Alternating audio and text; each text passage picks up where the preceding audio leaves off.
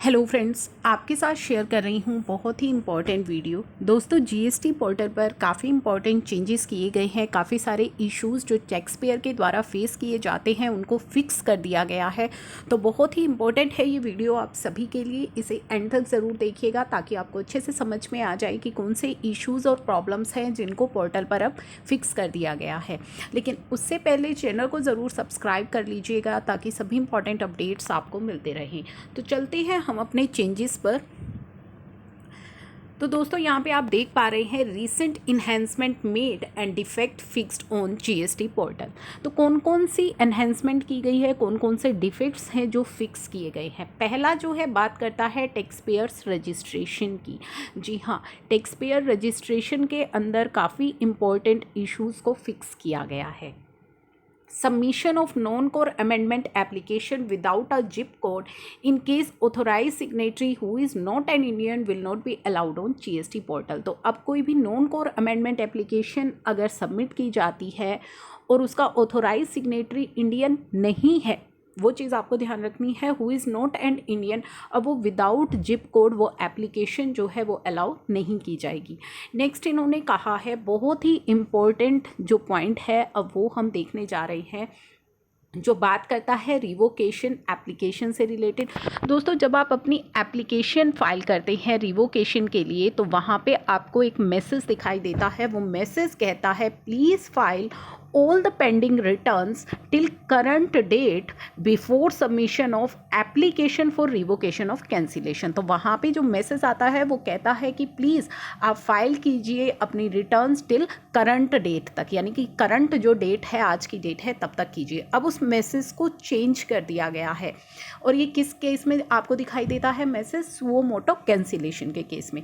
अब इस मैसेज में चेंजेस किए गए हैं। क्या चेंजेस किए गए हैं, बड़े ध्यान से आपको देखने हैं। Please file all the pending return till cancellation date. अब वो करंट डेट जो है उसको चेंज करके कर दिया गया है cancellation date before submission of application for revocation of cancellation. तो आप रिवोकेशन की एप्लीकेशन सबमिट करने से पहले कैंसिलेशन डेट तक की अपनी रिटर्न्स को फाइल कर दीजिए।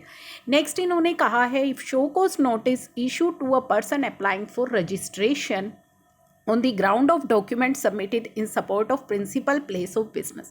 तो आपने जो प्रिंसिपल प्लेस ऑफ बिजनेस से रिलेटेड जो डॉक्यूमेंट सबमिट किए हैं रजिस्ट्रेशन के लिए, अगर उनसे रिलेटेड कोई शोकॉज नोटिस आपको इशू किया जाता है तो ऐसे केस में जब टैक्स पेयर जो है वो सबमिट करता है, अपनी रिप्लाई सबमिट कर रहा है और कोई नया डॉक्यूमेंट अपलोड करने की कोशिश कर रहा है तो वहाँ पे एरर दिखाई दे रहा है। जैसे ही वो कोई नया डॉक्यूमेंट अपलोड कर रहा है या रिप्लाई दे रहा है on the principal place of business tab and trying to save and continue, system error was occurring। जैसे ही वो सेव एंड कंटिन्यू करने की कोशिश करता है वहाँ पे एक सिस्टम एरर दिखाई दे रही है। तो अब उस सिस्टम एरर की जो मिस्टेक है उसको फिक्स कर दिया गया है, इस इशू को फिक्स कर दिया गया है। The issue is fixed, they will now be able to proceed and submit the application. तो उस इशू को फिक्स कर दिया गया है, अब आप इजीली जो है प्रोसीड कर सकते हैं और वो एप्लीकेशन सबमिट कर सकते हैं। GST portal core amendment application were getting deemed approval. Core amendment से रिलेटेड जो भी एप्लीकेशन थी वो डीम्ड अप्रूव हो रही थी। अगर ड्यू डेट निकल गई है तो वो ऑलरेडी डीम्ड अप्रूव हो रही थी। तो इस चीज़ को भी जो है डिसेबल किया गया है, वो चीज़ भी यहाँ पे बताई गई है। अब उन्होंने सेकेंड बताया है पोर्टल की कैपेसिटी को लेकर। ये इन्फॉर्मेशन मैं आपको अपनी प्रीवियस वीडियो में भी दे चुकी हूँ कि पोर्टल की जो कैपेसिटी है उसको अब इंक्रीज़ कर दिया गया है। GST portal capacity has been increased to 3 lakh user from 1.5 lakh users. तो 3 लाख बढ़ा दी गई है कैपेसिटी 1.5 लाख से, क्योंकि लास्ट टाइम पे जब आपको पोर्टल पर प्रॉब्लम होती है, जब लास्ट टाइम रिटर्न आप फाइल करते हैं या पोर्टल की कैपेसिटी को लेकर काफ़ी इश्यूज हो जाते हैं, तो उस सभी को ध्यान में रखते हुए ये कैपेसिटी इंक्रीज़ की गई है। थर्ड बात आती है बहुत इंपॉर्टेंट हमारे कॉम्पोजिशन की। कॉम्पोजिशन में कहा गया है, if a tax payer had form CMP04, CMP04 जो है फॉर्म होता है विड्रॉल फ्रॉम कॉम्पोजिशन का, इन सेव्ड स्टेज। अगर आपने CMP04 को सेव कर दिया है and then they changes their email and mobile through non-core amendment, they will now in such a cases receive OTP on updated mobile and email. तो यहाँ पे कहा है अगर आपका सेफ स्टेज में है तो आप चेंज कर सकते हैं अपना ईमेल और mobile through non core amendment, और आपको इस केस में OTP जो है वो अपडेटेड मोबाइल और ईमेल पर आ जाएगा। Now tax payer will be able to file from CMP 02। अब जो टैक्स पेयर है वो CMP 02 फाइल कर सकेंगे। CMP 02 फाइल किया जाता है कॉम्पोजिशन स्कीम को ऑप्ट करने के लिए।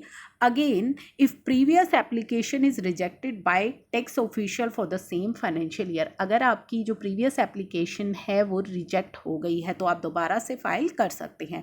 While searching for a composition tax payer from opt in opt out field whether at pre login and post login stage, system will now display the output as per selection. तो ये important changes किए गए हैं हमारे composition के case में। तो portal पर ये 3 इंपॉर्टेंट चेंजेस किए गए हैं जो कि हमारे रजिस्ट्रेशन से रिलेटेड है, पोर्टल की कैपेसिटी को इंक्रीज़ करने से रिलेटेड है और हमारे कॉम्पोजिशन से रिलेटेड है।